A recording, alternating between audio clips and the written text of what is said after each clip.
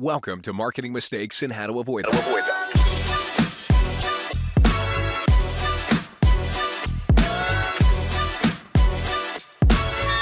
Here's your host, Stacy Jones.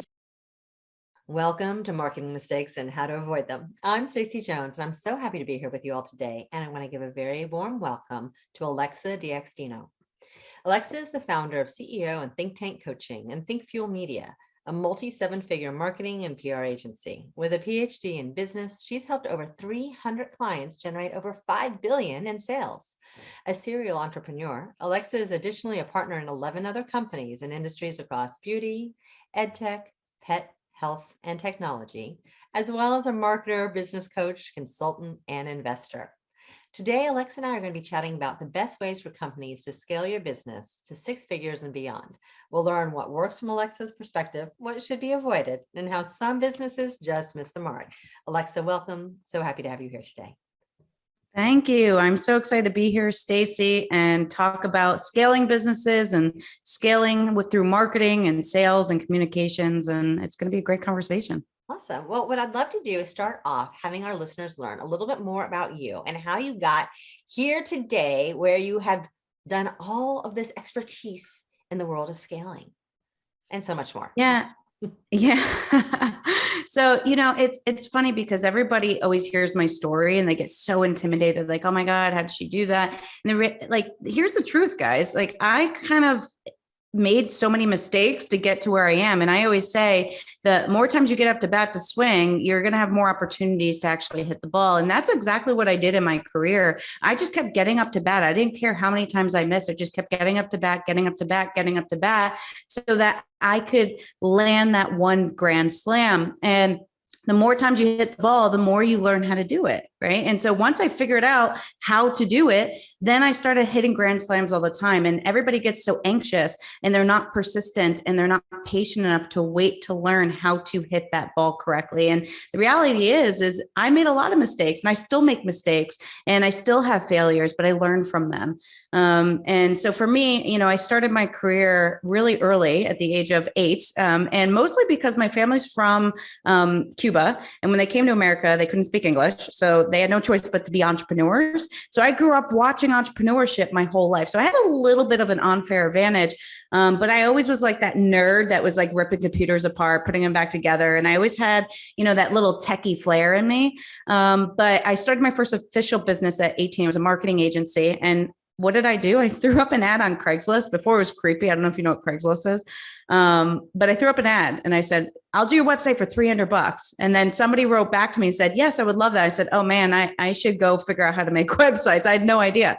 But the point is I did it. I went out there and said, hey, I can do this. I knew I would figure it out. I was techie. I'd done some web stuff before, but I just went out and I just did it, and next thing I know, I do this lady's website to realize that her husband is a mayor in our county. And next thing I know, I'm doing government work. He's referring me and I have a full-blown business. And, grew that business very, very quickly. It took me about 3 years to hit 7 figures. And essentially I did it through relationship building and doing good work and referrals. And you can't build a business on referrals in a consistent way. And I learned that the hard way. But what I did learn was that at the end of the day, small client work, it became stressful. I had a huge team. I had 129 people. And I was working on really cool brands, really cool projects.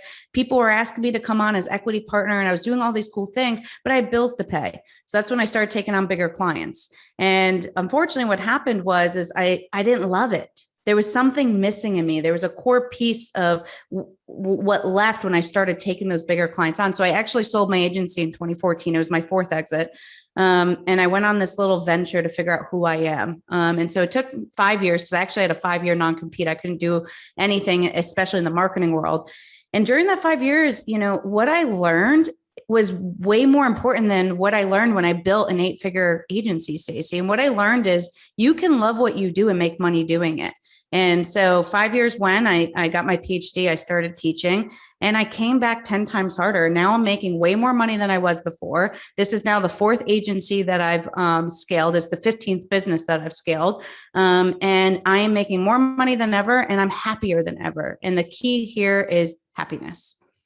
Well, you covered a lot there. So the first of all, yes, marketing mistakes. I would not have this podcast named Marketing Mistakes and How to Avoid Them if that was not a core competent, can't even talk, core base. We'll go with that word of what everyone actually needs to have in their life. Like you need to be able to embrace mistakes to learn from them. And I love all of your baseball references because it's true. You know, you're just getting up to bat over and over and over again as an entrepreneur, or quite frankly, in any level of a business, whatever new approach that you're trying to do. So I loved hearing that. And congratulations on all your success. That's awesome. Thank you. A lot of mistakes, like we mentioned, but you get there and it's hard, and I look at it like this. I've at this point, so I have my coaching. So Thynktank is coaching and Think Fuels my new and improved, I guess you can say, marketing agency. And there are four things that I see. And I don't know if you see this, Stacy, and what you do, but there's, in my opinion, four reasons why people don't scale.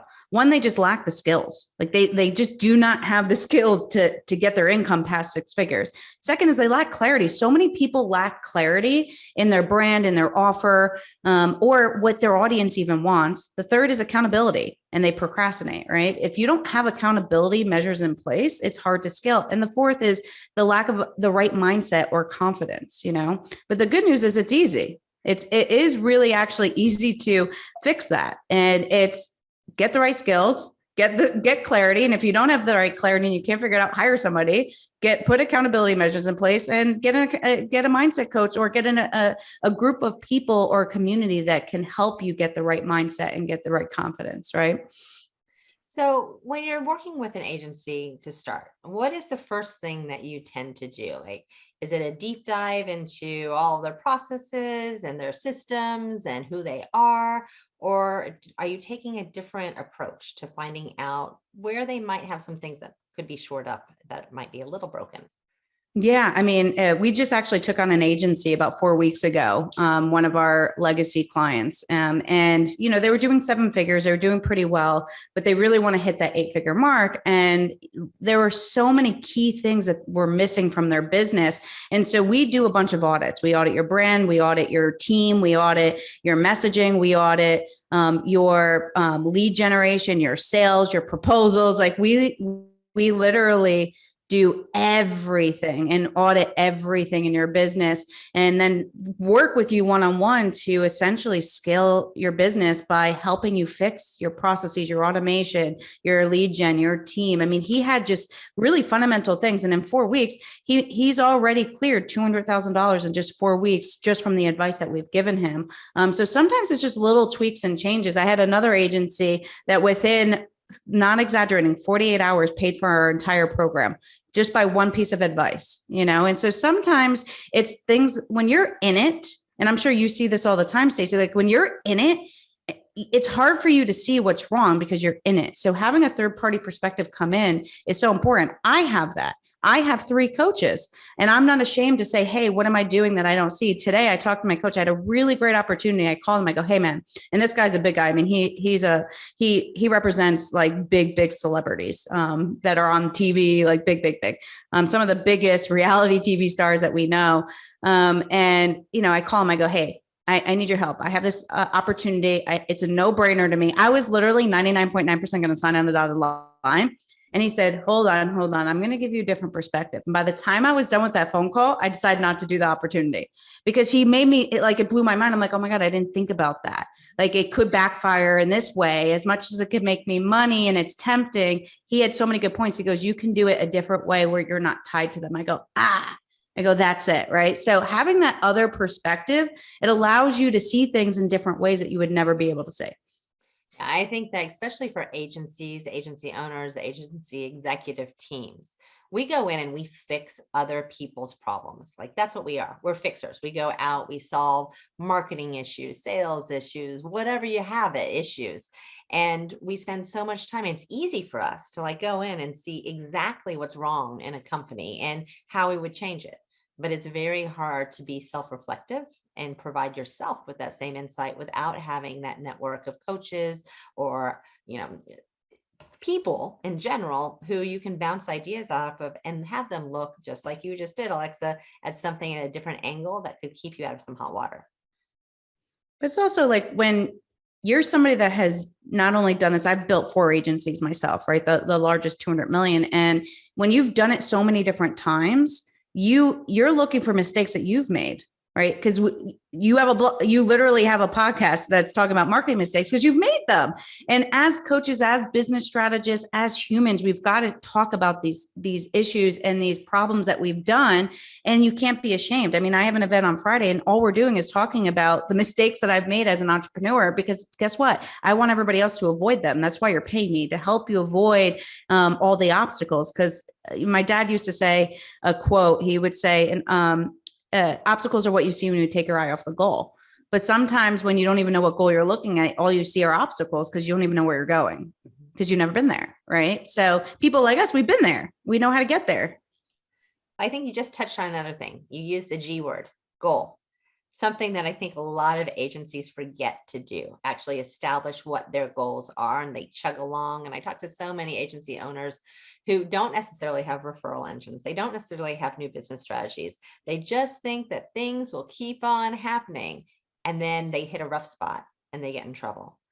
So how do you approach setting goals with people? Yeah, I mean, I have 2 type of goal setters. I have goal setter, well, 3. I'm going to call 3. So I have goal setters that are like, I want to make $1 million in 6 months. I'm like, okay, that's not going to happen. And then I have people that are like, I just want to, increase my revenue by 10%. I'm like, that's just too little. And then I have people that don't set goals.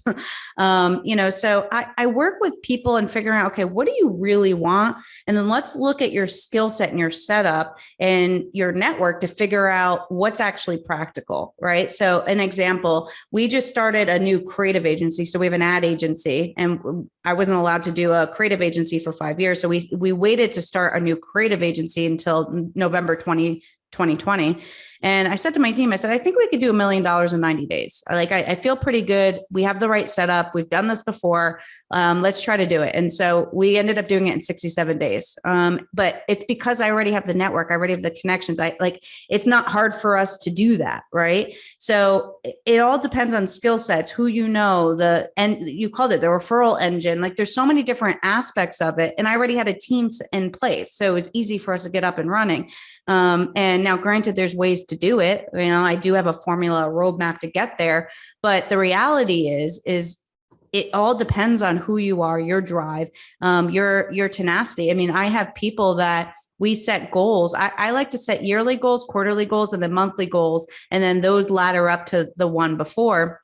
And it's because it allows you to really see where you're not hitting your goals. So I have a guy who owns an agency, and I met with him about 3 or 4 weeks ago. And I'm looking at his goals. I said, okay, it looks like you're not hitting your Q2 goals that you set for yourself. He goes, crap, you're right. So I said, you're going to bust your butt the next week and hit that quota that you set for yourself. And he did, and he met it. But if we didn't set that goal, we wouldn't even have known that he wasn't hitting his goals. Right. So goals are so important. And goals don't always have to be numbers and revenue, right? There's so many other elements that build a brand and build a successful agency or company. What are some of the common mistakes you see made by agencies in their efforts to scale? So I would say a number of different things. One, they sound like everyone else, right? If you're a marketing agency, it's like your brand, I could make you a brand that sells. All right, everybody says that. So what's your selling point, right? What's unique? So our selling point is very unique, and there's very few people saying it. So when we jump on a sales call, people are like, ooh, and it either hits or it doesn't. If it doesn't hit, then they're not the right client for us. But our pitch is, we're not just marketers. We're entrepreneurs first. We've done this. We've scaled businesses in every single industry and have owned equity in companies and have exited over 50 businesses. There's very few agencies that have that type of experience. And so when we get on the phone and we say that to a brand, they're like, oh, wow. Okay. Now, if they don't say, wow, then they're not the right person for us, right? So what is your pitch? What makes you different? What's your differentiator? It can't just be that your stuff looks good. It has to have ROI. It has to have results. You have to be able to get on the phone and say, hey, give me 15,000 and I'll make you 50.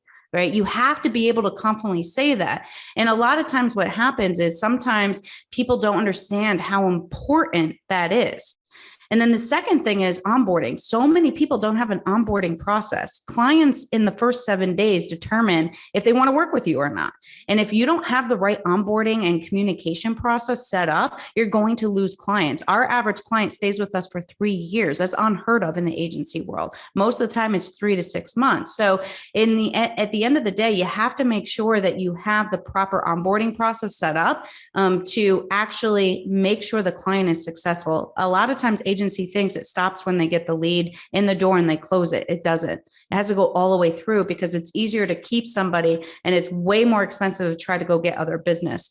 The third mistake that I see is people stop prospecting. When they have enough business, they stop prospecting. Then guess what happens when they lose their business? They have no prospects. I'm always prospecting. I'm always speaking. I'm always out. We have more business than we can handle right now. However, I'm out getting my name out there. I'm out getting our brand out there because that's what you have to do. So when we do need business, I have space to bring people on. And so you can't stop prospecting ever. And the last thing I'll say is, don't be afraid to ask for a referral. If you have a client that's happy and is doing well, don't ever be afraid to plant the seed to them and say, hey, if you have anybody that needs any marketing or whatever you do, whatever service base you do, don't be afraid to ask and give them that incentive, right? Say, hey, I'll give you 15%, whatever it is. And the thing that I did differently is, and I'm going to give you a mistake that I made, and it has to do with number 4, is in my first business, I only did referrals from my clients and like people in my circle. But this time around, what I've done, and it's worked incredibly well, is I've created what I call an army of other consultants that don't do marketing, but there's fractional COOs, fractional CEOs, people that are consulting, even finance consultants, people that are going into other businesses. And what are the 2 biggest issues people have? People and marketing, right? So most of the time, marketing is an issue. And now we have 17 consultants right now that work for us that are fractional, whatever, and they're feeding us business constantly. And that's allowed us to have this, what you call an engine of people that live by our brand, love our brand, trust us, and bring us everywhere. And it's helped build our business a lot. And those are awesome. Those are like really, really good. And we could dive into every single one of those probably for a good chunk of time. So thank you for sharing that, Alexa. So where should someone start? You've given all of these, okay, here's what you can do. For the agency owner, the agency executive team, the director of sales that's listening to this right now, what are, the first core things that they really need to get under their belt to make movement happen? Yeah, I mean, the 3 most important thing in any marketing system, right, is landing clients, delivering results, and retaining long-term. Those are the 3 main things. If we're talking about what to start with landing clients, we use what's called the cash method. So this is a method that we use to remind ourselves of the important things of building business. And the first one is you got to create attention. As an agency or as a service-based business, whatever you're doing, I don't actually care what you do. Whatever you do, you have to create attention. And that's one of the most important things that people don't understand. And your attention doesn't have to be, you don't have to have millions of followers, but you have to be out there. You got to put your face out there. When I left my business in 2014 and sold it, there was no such thing really as a personal brand. Now I came back in 2019 and personal brand is everything. And why? Because it's really noisy out there. There's a lot of agencies that we're in the world of, people quitting their jobs, thinking they can be agencies. There's more people than ever in marketing. There's more people than ever, in coaching. Like it's so crowded. So the most important thing you can do is go out there and you have to build trust with people because people want to do business with people they know, like, and trust, which means you have to put yourself out there. So you have to create attention. That could be paid, that could be earned, or that could be organic. To be honest, we spend $200 million a year on advertising and we spend 0 on us. It's all through organic. Like that is a majority, 99% of how we build it. And it's a lot of it is networking. And, the most important thing you have to remember is look at people there's people in your back corner and there's people in your phone that can help you build your business.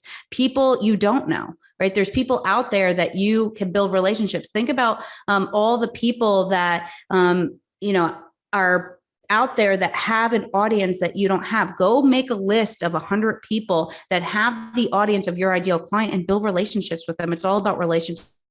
And you have people that know you. There are people right now commenting on your stuff and liking your stuff on social media that know you and like you, and they're raising their hand and you're not actually reaching out to them. Pay attention to that. They're raising their hand right now saying, hey, I like you. I'm interested. I'm commenting on your stuff. Right. And the last is people that know people, right? There are people out there that that know people, right? And the best story I have is last summer, I started doing work for my business coach, and I started working for free for him. And everybody was like, why are you working for free? Like, you're worth 8 figures. Why are you working for this dude? I go, because he's a billionaire. And I said, and he has millionaire and billionaire friends. So I need to gain his trust. So I worked for 3 months for free. It cost me about 10 grand. He's made me $5.6 million since September. So was it worth it for me to work for free for 3 months? Absolutely. You weren't working for free. You were getting paid on the back end. Yes, true. But I was building relationships and building that trust, right? Yeah. So, it's sometimes we're too zoomed in. You got to zoom out and you got to see what can this relationship build for me, and really put your time in. So that's attention. Then you got to build audience trust, put content out. You've got to sell the right solution. You've got to make sure your solution matches the audience that you have. And then you got to hold on. You've got to hold on to your customers. It's the most important thing. So that's the cash method. And that's where I would start. Perfect. Well, Alexa, how can our listeners learn more about you? How can they find you? They're like, yes, I love what this woman is saying. I want to be one of her clients. Let's go. So there's a couple different ways. So one, you can follow me on Instagram at Dr. Alexa D'Agostino, ALEXA So you can go ahead and follow me on that. You can also go to my website, alexadagostino.com or thinkconsultinggroup.com. And then you can check me out there. Think is with a Y. We also do have a podcast. It's called Thynktank Millionaire Podcast. You can look it up on Apple, Spotify, everywhere. And it's a fun podcast. So we talk about scaling and businesses and all of that. So any of those spots, you can find me. Well, I think that I personally will be doing my own deep dive into lots of the things that you're saying, because everything that you've said resonates. It's something that as an agency owner, as someone who has eyes in lots of other agency owners, businesses, and then of course, corporate America in general, everything you're saying is spot on. And you definitely do know what you're doing. And there's a reason why you have scaled your own business in life to such a high degree. So thank you for sharing those insights today. Thank you for having me, Stacy. This was fun. So are there any last words of advice to our listeners that you can share? Don't give up. It's hard. It's hard out there right now. It's about to get harder with the economy, but don't give up. If you have a dream and you have a vision of where you want to head, just keep at it. It's about persistence. It's about keeping going. And at the end of the day, if I have one word that has built my businesses, it's relationships. So really cherish those and really pay attention to those relationships. Put yourself out there. Don't be afraid to build good relationships and focus on the relationship, not the money. The money will come after. Okay. Alexa, thank you again. And to our listeners, thank you for tuning in to another episode of Marketing Mistakes and How to Avoid Them. I look forward to chatting with you this next week.